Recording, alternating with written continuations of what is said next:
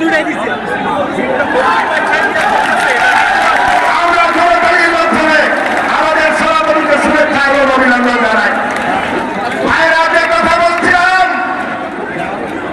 আমাদেরকে সকল নির্যাতন করে বিএনপির কর্মীকে পুলিশ বাহিনীরা 13 বছররা বিএনপির বিরুদ্ধে, বিরুদ্ধে, তারেক রহমানের বিরুদ্ধে আর গণবাদীর আন্দোলন করে অনেকেই হামলার ভাঙার দল হাত পেয়েছে। তার লিখিত কাগজে সই করেছেন, তাবলিগ কৃষি নাম করেছেন, আজকে বড় বড় কথা বলছেন।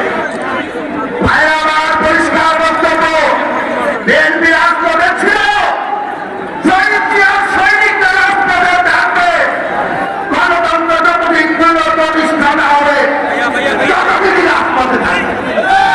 শেষ কথা বলতে চাই, কয়েক মাস আগে কথিত শেখ হাসিনা একটি বক্তব্য কাউকে শুনলাম, উনি তারেক রহমানকে উদ্দেশ্য করে বলছেন, তুমি যদি দমের বেটা হয়ে থাকো বাংলাদেশে আসবো আপনার কিনতে।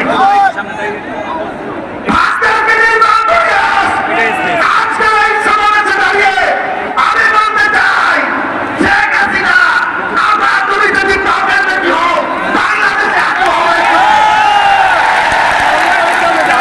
আসবে না। 71 সালে ওর বাবা পালিয়ে গিয়েছিল, এবার সে পালিয়ে গেছে। আমাদের যে সমস্ত সহযোদ্ধারা শহীদ হয়েছে